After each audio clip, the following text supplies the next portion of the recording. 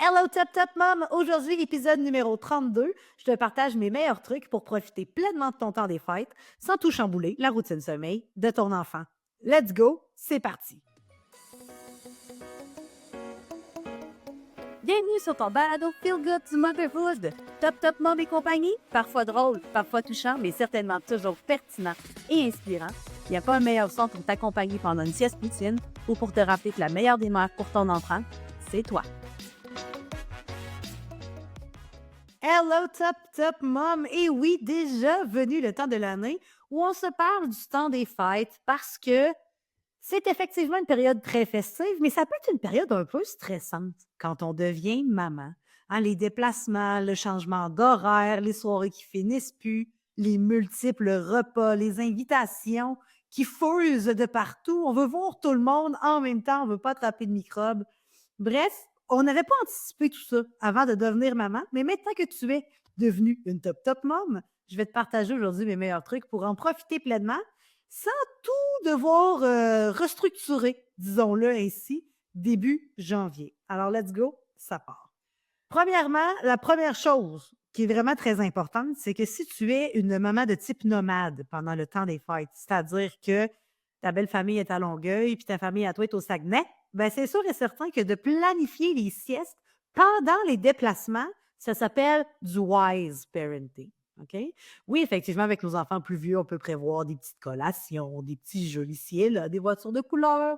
Pour les enfants plus grands, lire les plaques d'immatriculation. Mais avec un bébé qui dort en voiture, si c'est possible, de programmer l'heure du départ en fonction de l'heure de la sieste, honnêtement, c'est comme un peu le rêve. Tu peux écouter de la musique que tu as le goût d'écouter pendant qu'eux se reposent et arrivent à destination, ben, peut-être pas frais et dispo parce que des fois, ils se réveillent de là comme s'ils venaient de se réveiller du sommeil de la belle au bois dormant, comme s'ils avaient dormi 100 ans avec les petits joues rouges, là. Mais bref, si tu te sens à l'aise et si c'est possible de le faire ainsi, je te le recommande chaudement. Bon, c'est sûr que j'entends déjà Suzanne nous parler des recommandations de Santé Canada par rapport au siège auto, mais oui, elle a raison, toujours suivre les recommandations des fabricants des bandes auto. Mais quand même, si tu pouvais joindre l'utile à l'agréable, acheter la paix, traverser le parc sans nécessairement avoir un enfant qui hurle dans sa coquille, en tout cas, moi, je te prête mon truc. Après ça, à toi de voir si tu veux le prendre ou pas. Après ça, autre chose, si tu prévois passer du temps à l'extérieur, parce qu'on s'entend, tu ne traverseras pas le parc L24 aller-retour, OK? Je ne sais pas pourquoi je parle du parc, c'est une très belle route que j'ai eu la chance de faire plusieurs fois dans ma vie. Je la trouve tellement plus fun que la 20 entre Québec et Montréal que là, j'ai le goût de te parler du parc parce qu'avec la neige dans les sapins, les montagnes, je sais pas, c'est comme un peu féerique dans ma tête à moi. J'ai jamais fait le parc pendant le temps des fêtes, mais je l'ai déjà fait en hiver. Puis effectivement, c'est un peu comme une route si tu t'en allais directement au pôle Nord. Fait qu'aujourd'hui, on se parle du parc. D'accord? Toujours faire attention, bien entendu. Hey, idéalement, tu ne le traverses pas de nuit. OK? On a parlé de sieste, mais pas de dodo de nuit à traversant le parc. Donc, si tu as de la famille à l'extérieur qui nécessite un temps de déplacement trop long pour revenir à la maison dormir le soir, bien, ce serait le fun que tu commences déjà à prévoir ton setup sommeil. OK? Parce que peut-être certains d'entre vous seront très à l'aise de faire du cododo fait de façon sécuritaire. C'est la chose que je recommande pendant les déplacements, particulièrement dans un temps aussi festif que le temps des fêtes où on se couche un petit peu plus tard. Bien entendu, on évite tout alcool, drogue, médicaments qui pourraient élever notre bon jugement. Là, ça fait partie des règles de base du cododo fait de façon sécuritaire. Si tu te demandes comment le faire vraiment de façon sécuritaire, Naître et grandir peut te l'expliquer, mais on a aussi une foule d'articles de blog à ce sujet sur bedenaubaine.com. Donc, moi, dans les déplacements, ben, premièrement, parce que ça nous fait moins de choses à transporter. Deuxièmement, c'est sûr et certain que ton enfant, dormir collé sur toi, ou du moins à proximité, c'est quand même un très beau cadeau de Noël que de lui offrir. Et non, tu ne seras pas pogné avec le cododo pour l'éternité, tant et aussi longtemps que tu remets les saines habitudes de sommeil que tu as mises en place au retour à la maison. OK? Fait que là, c'est sûr que si tu continues à faire du cours-dodo jusqu'à Pâques, ben, c'est possible que tu ne sois pas aux prises avec l'habitude du cours-dodo. Est-elle mauvaise? Est-elle bonne? Seul toi peux en juger. Mais tout ça pour dire que si toi, tu n'es pas à l'aise avec le cours-dodo, pour X, Y, Z raison, ceci t'appartient. Ben, tu sais, si tu prévois le faire dormir dans un petit parc portatif, ce serait peut-être chouette qu'il ait vu l'environnement du petit parc portatif avant de passer le 24 décembre au soir dans ce petit parc portatif. Tu diras petit parc portatif 3 fois très rapidement. C'est quand même un beau jeu de langue. Donc, de préparer cet environnement-là, de déjà à la maison, pratiquer ton enfant, période d'éveil, période de repos, à se sécuriser dans cet environnement-là, à l'apprivoiser. C'est sûr et certain que ça optimise tes chances qu'ils veulent dormir dans cet endroit-là, le moment venu. Oui, tu peux l'utiliser pour jouer aussi en période d'éveil, comme je le disais, mais l'idée, c'est que ce ne soit pas la première fois qu'il ait vu l'intérieur de ce parc-là, dans une nouvelle maison, avec plein de bruit dans le salon. Tu comprends un peu de tenter le terrain, la prévention plutôt que l'état d'urgence dans son setup, dans son environnement sommeil. C'est sûr et certain que c'est tout à ton avantage. Bien entendu, s'il y a doudou, toutou, oublie pas ça à maison, là. Hein, c'est important. On a créé un vrai lien d'attachement avec ces objets de transition.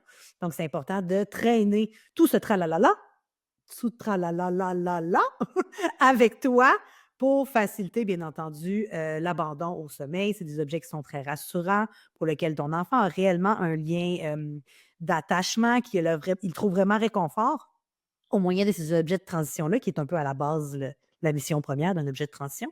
Donc, c'est important de les transporter. Je rajouterais une couche au-dessus, peut-être une petite machine à bruisseau. En introduction, je te parlais de Suzanne.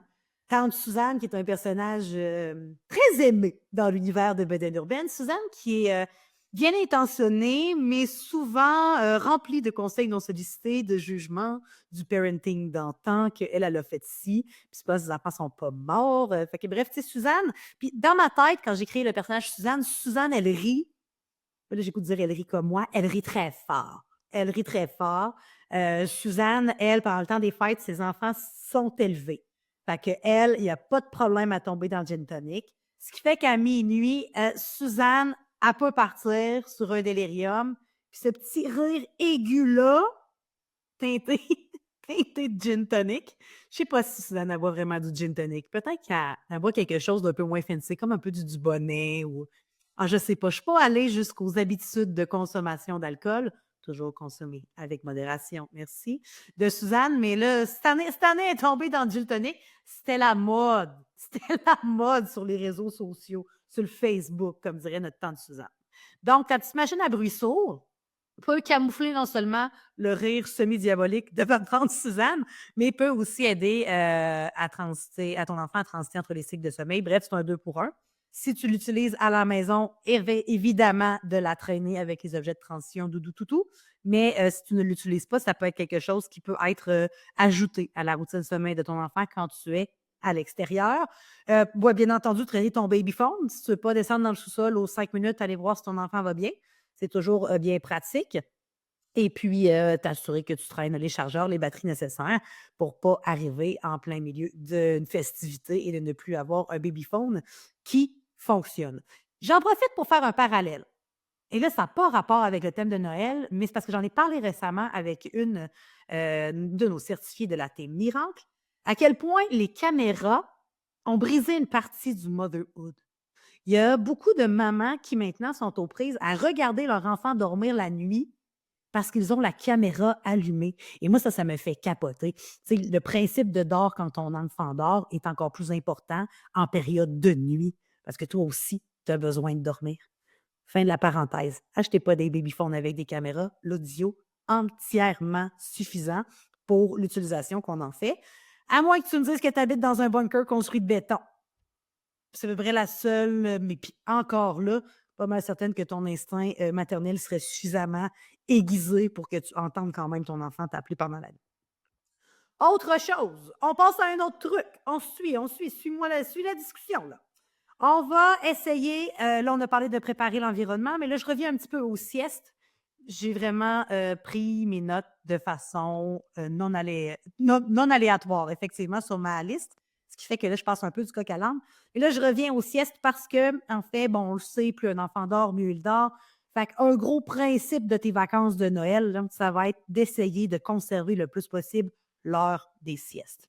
Et c'est là que d'utiliser le nombre d'heures d'éveil entre les périodes de repos, par tranche d'âge, bien évidemment, parce que plus ton enfant grandit, plus il est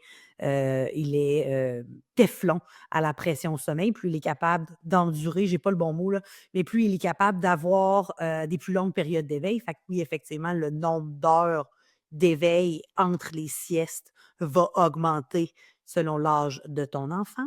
Mais c'est pour ça que chez Beden Urbaine, on se fie là-dessus parce que, je sais pas, miracle de Noël, ton enfant s'est levé à 8 heures le matin plutôt que 6 heures le matin. Bien, si tu as toujours eu un horaire d'horloge, ça peut être déstabilisant.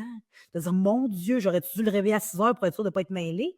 Non, idéalement, on ne réveille pas un enfant qui dort, on ne réveille pas un humain qui dort, sauf quand Roger ronfle trop fort, mais ça, c'est un autre sujet.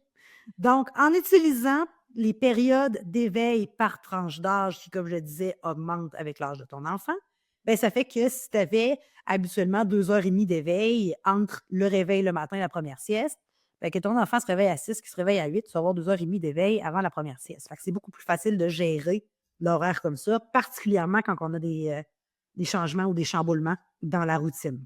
Fait que ça, ce serait vraiment la meilleure chose à instaurer.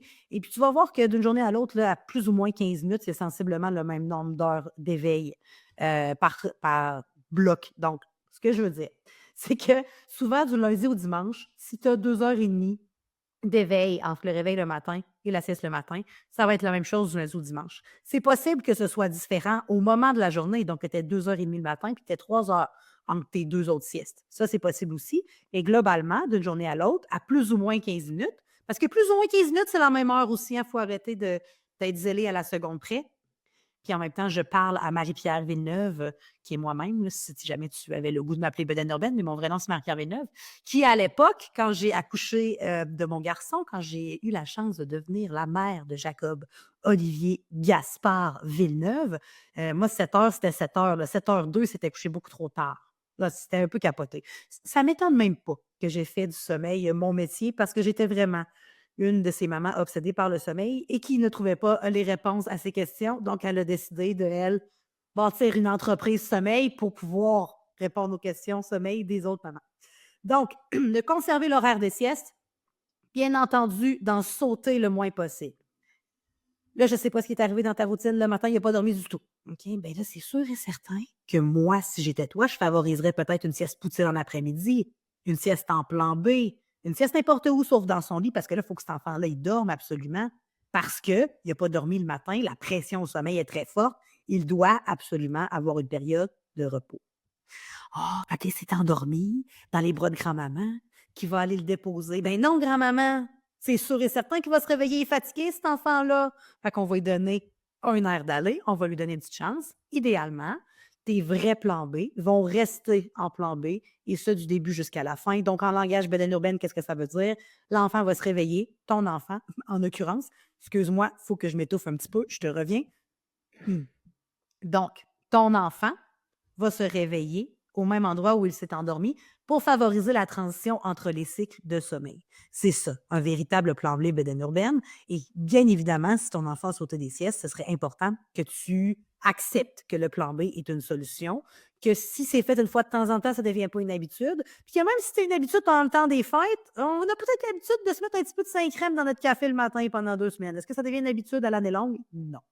Est-ce que le 7 janvier, il faut que tu caches la bouteille de 5 crème? Oui. Fait que c'est un peu le même principe avec les siestes. L'idée, c'est d'acheter la paix. Il faut t'en profiter de ton temps des fêtes. Ça arrive bien qu'une fois par année.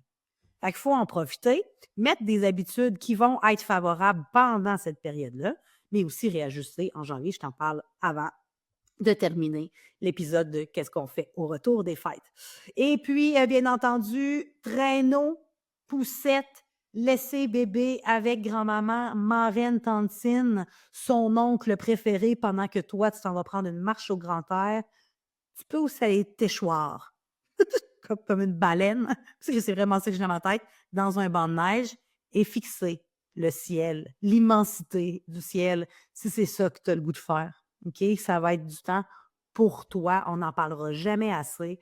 Il y a un des trucs sommeil qui n'est pas un truc sommeil, mais qui est le plus important à mettre dans ta routine, ou du moins dans ton motherhood, dans ta vie de famille, c'est de demander de l'aide quand tu en as besoin. OK? Puis là, un autre truc. Je ne sais par quel miracle, ta mère, ta belle-mère ont décidé de garder ton enfant pendant que toi, tu allais à ton party de bureau. Appelle pas savoir si ça va bien. Inquiète-toi pas. elles ont ton numéro de téléphone et si jamais ton enfant veut te parler, ils vont te trouver. Mais ils ont du fun. Ils sont en train de se créer un lien, ils sont en train de s'amuser. Ton enfant est en train de se faire pourrir gâter, ce qui est la mission première d'une grand-mère, on ne se cachera pas. Ils n'ont pas besoin de toi. Puis s'ils ont besoin de toi, ils vont te trouver. Fait que ça, c'est un autre truc qui n'était pas dans ma liste, mais qui est quand même bon. Quand vos enfants sont à l'extérieur, n'appelez pas voir si ça va bien. Un petit message texte, peut-être, mais dérangez-les pas. Ils sont bien, ils sont dans leur synergie, sont en symbiose, grand-maman et petit enfant, petit-fils, petite-fille. Alors, toi, profite de ton party. S'il y a quelque chose, ils vont t'appeler, ils vont te trouver, c'est certain.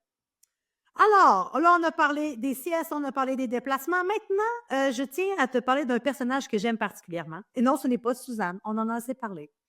C'est le Père Noël.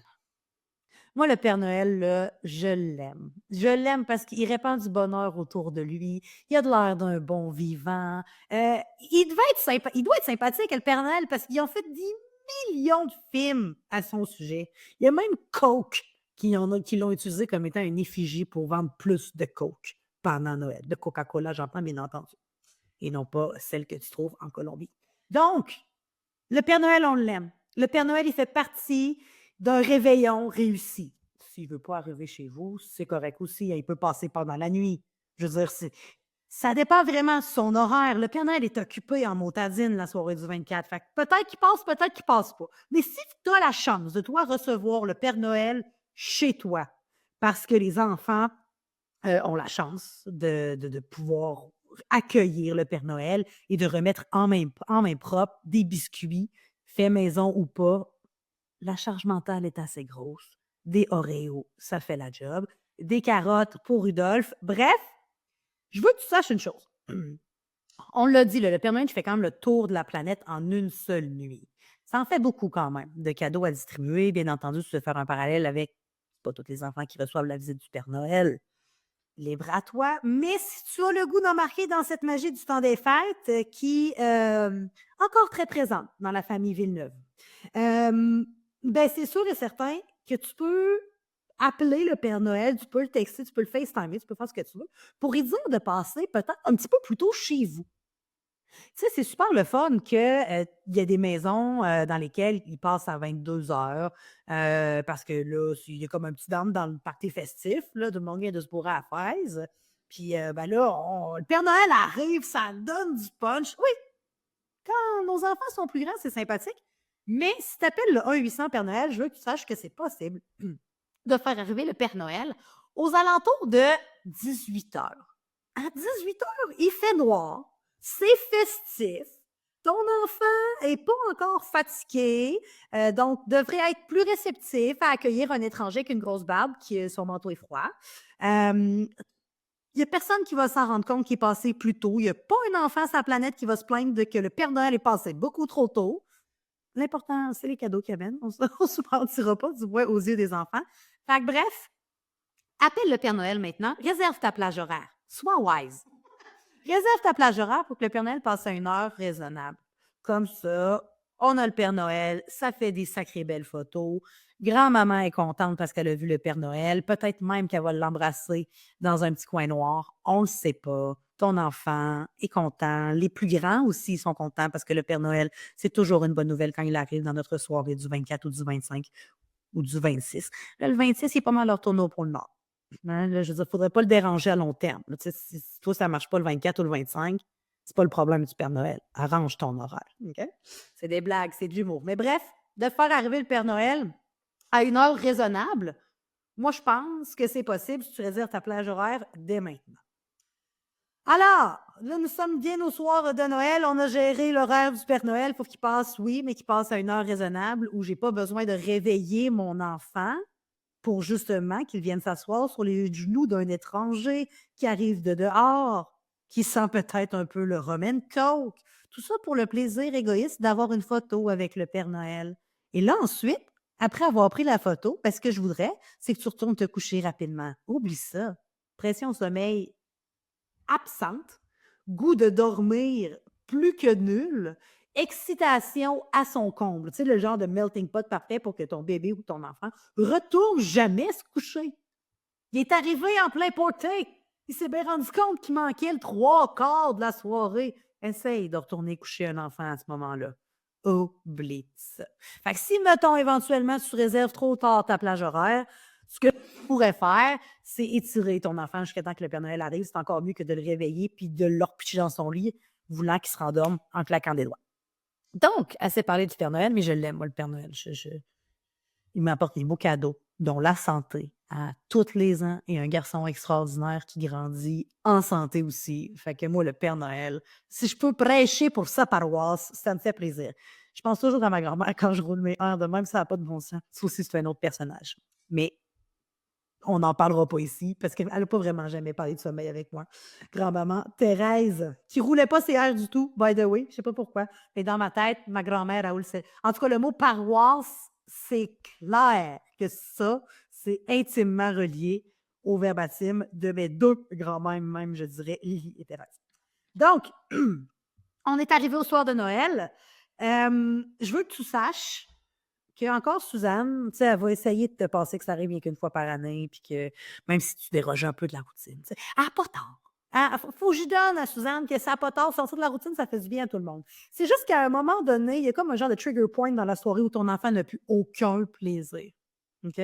C'est peut-être le moment d'aller faire une courte routine, un peu comme à la maison, de le sécuriser comme il faut, de le mettre dans un environnement sécuritaire et de l'aider à s'abandonner vers le sommeil, sachant très bien que le réveillon en soi ou les nuitées de party du temps des fêtes sont à eux seuls des changements émotionnels. Tu ne peux pas faire comme à la maison, c'est pas un copier-coller parce que ça se passe pas comme d'habitude. C'est pas sa routine habituelle du lundi au vendredi. Fait que c'est sûr qu'il va avoir besoin d'un petit coup de pouce supplémentaire, mais soit à l'affût des signes de sommeil. Ton enfant fixe le vide. Ton enfant veut plus partager ses jouets. Ton enfant perd sa motricité. Il se frotte les yeux, il bâille, rien ne va plus. Il est plus chieux, il est plus colleux. Ça ne sert à rien d'étirer ce moment-là. Tu sais, c'est un peu comme si ton chum ou ta blonde boit trop de rhum. À un moment donné, laisse-le juste aller se coucher. OK? On s'en reparlera demain. Fait qu'il faut être attentif à ce moment charnière dans la soirée où le sommeil est un impératif, en fait. Souvent, quand les enfants vont avoir trop d'énergie aussi, ça c'est un gros signe de sommeil souvent, qui va passer sous le radar de ma tante Suzanne, parce que regarde-les aller, ils ont tellement de fun, ces enfants-là. Ils ont du plaisir jusqu'à temps qu'il n'y ait plus de plaisir. Ça, c'est la fatalité d'un enfant qui se couche trop tard. C'est super le fun jusqu'à temps que ce ne le soit plus. Alors, soit peut-être un petit peu plus flexible que d'habitude, mais reste quand même la maman bear que tu es concernant les habitudes de sommeil de ton enfant. Tu sais, 2 heures plus tard, là, un enfant qui se couche à 19 heures, déjà 21 heures, c'est déjà beaucoup. C'est déjà beaucoup plus tard que dans ses habitudes. Ce qui fait que je trouve que on n'est pas obligé de pousser jusqu'à minuit. On n'est pas obligé. On n'est pas obligé parce que de toute façon, Suzanne a toujours le droit à son opinion. Comme toute une membre de la famille, on va la traiter avec respect, mais c'est pas Suzanne qui se réveille le lendemain. Fait que, tu sais, ton opinion, merci. Cependant, je pense que pour mon enfant, c'est suffisant. Je l'ai vu manger beaucoup de crottes de fromage. Il a bu une canette de croche et puis les petits chocolats, là, tous les petits emballages que tu trouves par terre, c'est mon enfant qui les a mangés. Donc, je calcule que le party pour aujourd'hui est terminé. L'an prochain, on révisera, mais pour cette année, ça reste que c'est moi le leader dans cette famille. Donc, d'être attentif à ce moment-là dans la soirée où ton enfant n'a plus de plaisir, où Suzanne ne voudra pas que tu ailles le coucher, mais mets tes bottines, top, top mom, c'est toi le patron. Il y a aussi le fait que de recevoir chez vous peut être intéressant. Bon, peut-être pas le réveillon parce qu'il y a des traditions familiales. Il y a des années, ça revient chez un, ça revient chez les autres, etc. Tu n'as peut-être pas assez d'espace pour recevoir toute ta famille. Ça, c'est logique et légitime. Mais de recevoir chez vous, garder tes enfants dans leur environnement, c'est quand même un truc et astuce que j'aime bien. Puis en plus, tu organises un potluck. Fait que toi, tu as juste à t'occuper de la trempette, des crudités, puis peut-être une bûche que tu peux acheter de dessert Martin, pause publicitaire, dans un frigo, dans une épicerie près de chez toi.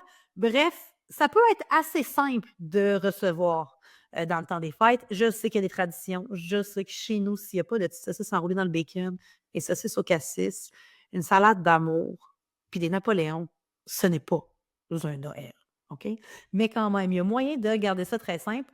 Pas éternellement, mais tu sais, juste le 0,50 de tes enfants, Tu sais, la charge mentale, on en a parlé. Je pourrais te parler du fameux lutin, le fameux lutin qui est arrivé depuis le 1er décembre. J'ai jamais eu de lutin à la maison.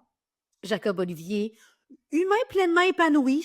Je ne pense pas que plus tard, il viendra se plaindre de ne pas avoir eu de lutin. De toute façon, j'en ai fait apparaître un cette année, mais mon fils a 14 ans et demi. Sa routine du matin, elle est béton. Béton et sur béton parce que je ne m'en occupe pas. Je fais juste m'assurer qu'il est réveillé et je m'assure qu'il part à l'heure. Donc, j'ai entièrement le temps d'adopter un lutin pendant le mois de décembre. Et je n'avais jamais fait de piège de lutin avant cette année parce que je ne voulais pas ramasser les coucouneries, les niaiseries, les dégâts, les mauvais coups de nous, elle s'appelle Baragouine, Baragouine, Baragouine la lutine.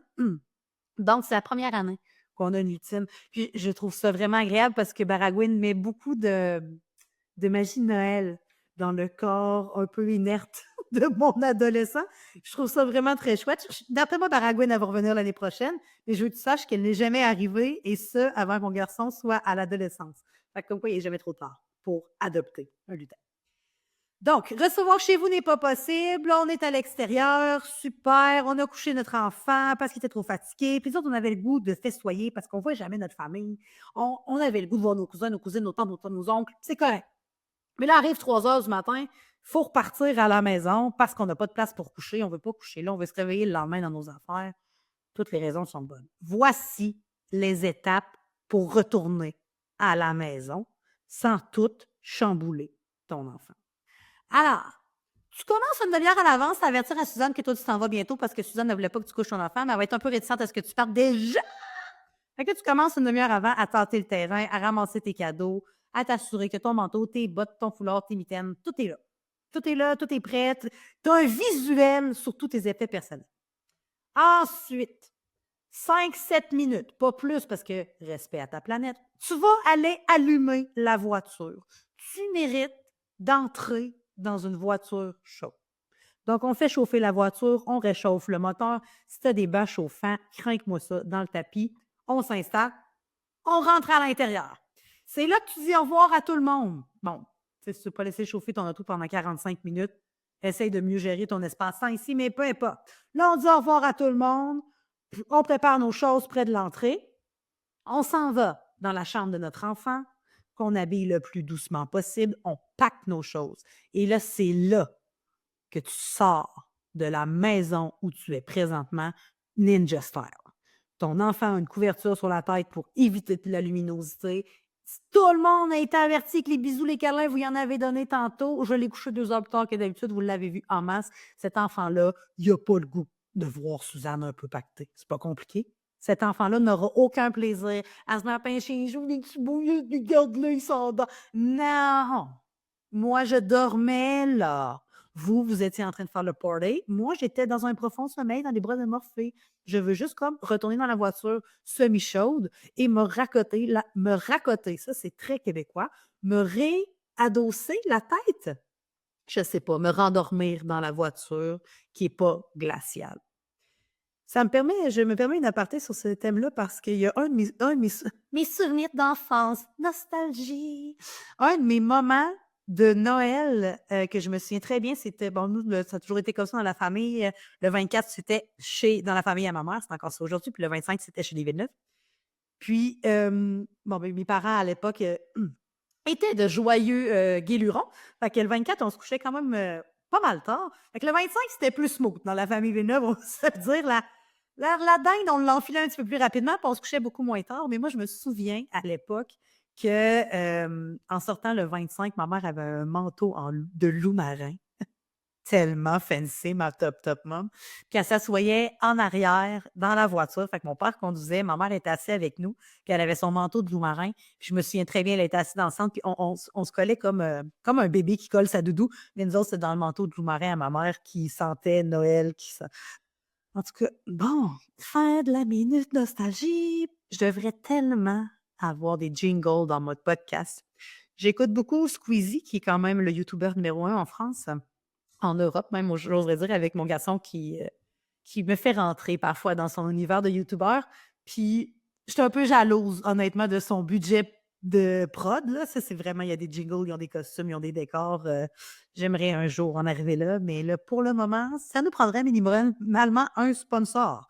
Donc, si tu as des idées, let me know. Donc, on fait chauffer l'auto. Tout est pacté. Les paquets cadeaux sont dans l'auto. Tu as oublié quelque chose, c'est pas grave. Tu y retourneras demain. Là. Tu sais, si tu es à distance pour retourner à la maison, tu es à la distance pour retourner chercher ton air fryer que tu as reçu dans l'échange de cadeaux. Bon, des air fryers dans un échange de cadeaux, ça fait des échanges de cadeaux très dispendieux. Je ne sais pas si tu tu as eu la chance de naître dans la famille Kardashian, mais peut-être plus des bas de laine. Puis peut-être que tu les aimais pas, les bas de laine. Peut-être que tu as fait par exprès pour les oublier au réveillon. Ça, l'histoire le dit pas. Puis entre toi et moi, ça ne se saura jamais. Donc, on va voir, les cadeaux sont dans l'auto et on part. En arrivant à la maison, tu ne peux pas laisser ton enfant dans l'auto. La DPJ va débarquer. Tu peux pas le laisser dans un habit de neige non plus, mais tu fais ça le plus rapidement possible. Tu allumes le moins de lumière possible. Tu essayes de le déposer le plus délicatement dans son lit. Tu lui donnes sa petite doudou puis tu essaies qu'il se rendorme. Fonctionne pas, co-dodo. Fonctionne pas. J'espère que tu as eu du plaisir à ton party. J'espère que tu en as profité pleinement parce que c'est possible que ça arrive qu'ils veulent pas se rendormir à la maison. OK? Fait qu'on essaye d'éliminer le plus possible la luminosité, donc on garde un environnement sommeil, et ce jusqu'à l'heure minimale de 6 heures psychologique de parents. Mais c'est quand même quelque chose qui pourrait arriver. Ça arrive dans les meilleures des familles, malgré toutes les précautions que tu vas prendre, mais en espérant que tu sois dans une étape de la nuit où la mélatonine est encore dans le tapis, que ce soit quand même chose possible de le déposer dans son lit. On ne se fera pas à croire, le lendemain, ton enfant se réveillera pas plus tard. Peu importe l'heure à laquelle tu l'as touché. C'est ça, la vie de l'horloge circadienne. Fait qu'on ne se fera pas à croire. Et là, passe cet extrait. Je pense qu'en fait, c'est l'extrait qu'on va utiliser pour le reel. C'est pas parce que ton enfant se couche plus tard le soir de Noël qu'il va se réveiller plus tard le matin de Noël. Et même si tu lui as acheté une foule de cadeaux, même si tu lui as permis de faire plein d'activités pendant le réveillon, même si tu essaies de rester zen, licorne, arc-en-ciel, un enfant fatigué n'aura aucun plaisir. Donc, sieste en plan B, plus de sieste. Coucher le plus tôt possible le soir où c'est possible de le coucher plus tôt, rend-lui service. Un enfant fatigué n'a aucun plaisir. Donc, sois flexible dans ton horaire les lendemains de veille de party de Noël, parce que si ton enfant a besoin de plus dormir, il va avoir besoin de plus d'accompagnement, de plus d'opportunités de sommeil, de plus de sieste, d'être couché plus tôt. Ça fait partie de la game d'essayer de réajuster, un peu comme quand on mange trop pendant le 24 ou on mange beaucoup, pas trop. Oui, on peut trop manger, mais moi, j'aime tellement ça manger. Donc, le 24, on mange plus qu'à l'habitude, right? Mais tu sais, c'est sûr et certain que si le 25, tu rajoutes un plat de ragoût, bon, le 24, parce que nous autres, 24-25, c'est assez festif, puis c'est assez nutritif comme soirée. Mais tu sais, le 26, je continuerai pas dans le buffet, là, tu sais, ça se peut que je revienne avec un petit bol de fromage cottage avec des framboises congelées, comme j'aime bien manger le matin. Bienvenue dans mon quotidien. Fait que, tu sais, c'est ça un peu l'équilibre de la vie, c'est de dire oui, on en a profité, mais le lendemain, faut penser out of the box. Faut que tu réajustes, faut que tu restes flexible par rapport à tout ça. C'est ça qui va t'éviter que ton enfant accumule un trop grand manque de sommeil et que là, le cercle vicieux du manque de sommeil s'installe chez toi.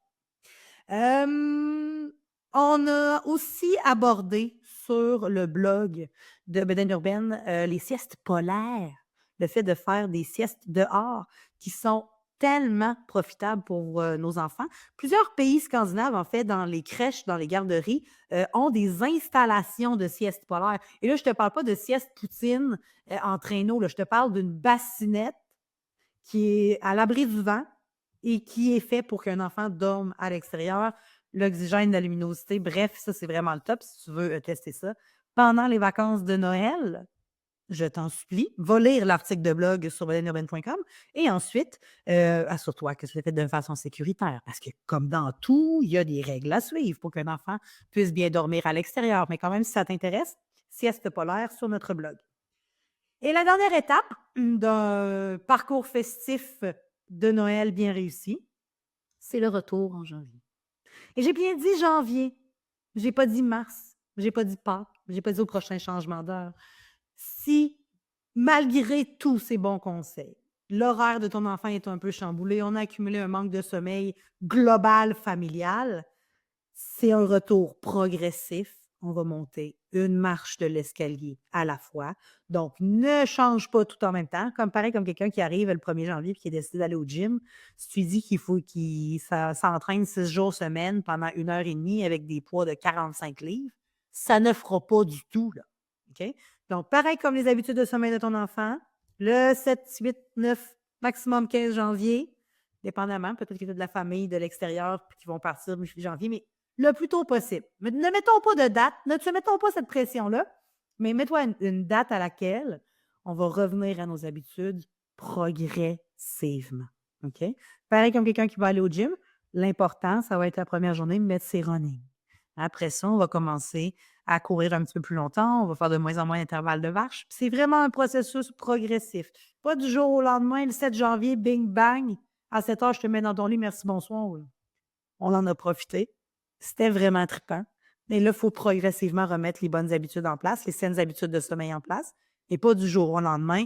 Fais-toi un plan de match qui se tient selon tes valeurs, les besoins et le tempérament de ton enfant. C'était ton pep talk. Pas ton pep talk, mais bien ton épisode de balado, pardon, pour le temps des fêtes. Alors, j'en profite pour te dire que ton balado Feel Good du Motherhood, Top Top Mom et compagnie prend une pause pendant le temps des fêtes parce que nous aussi, l'équipe Beden Urbaine, on a besoin de se reposer, de créer des souvenirs en famille pour te revenir plus forte en 2025. J'en profite aussi pour te passer mes meilleurs vœux pour ce temps des fêtes. Je te souhaite toi aussi des souvenirs en famille. Je te souhaite du bonheur. Je te souhaite des soirées cinéma. Je te souhaite de la nourriture en abondance. Je te souhaite d'en profiter. Ne sois pas comme le Grinch. Ne pense pas que le bonheur comes from a store. Hein. Le bonheur ne vient pas des magasins. Il vient de ta famille, de ton cercle, de ta tribu. Je te souhaite d'en profiter pleinement. Je te passe aussi mes meilleurs vœux pour la bonne année. Je te souhaite du succès dans tes études. Il me semble que je me suis fait souhaiter ça tellement de fois dans ma vie. Ce qui était encore accurate jusqu'à pas longtemps parce que je viens tout juste de terminer mon certificat en psychologie. Mais je te souhaite de la santé. On le sait que c'est vraiment la seule et unique chose qu'on ne peut pas acheter. Et c'est la chose la plus essentielle, particulièrement quand on est dans la tête d'une famille avec des jeunes enfants. Aussi, quand on a des enfants qui fréquentent les garderies et qu'on a eu beaucoup de virus, bactéries, rhume, grippe, gastro durant la dernière année, ben, je te souhaite que cette année, ce soit plus smooth à ce niveau-là. Je te souhaite, une fois là qu'on fait du sommeil, je te souhaite du bonheur, de l'amour. Je te souhaite de constater à quel point tu es bien entouré et que tu es aimé, ma chère Top Top Mom. On se revoit en janvier pour d'autres trucs et astuces, sommeil, mais quotidien, vie d'une Top Top Mom. Alors, je te dis merci et à bientôt! Hey Top Top Mom, tu viens tout juste d'écouter un épisode du balado Top Top Mom et compagnie. Si tu as aimé cet épisode, donne-nous une dose de love en nous accordant la note parfaite de 5 étoiles ou encore mieux, écris-nous un petit mot en commentaire. Merci infiniment d'être aussi top et je te dis à très bientôt pour un prochain épisode de Top Top Mom et compagnie.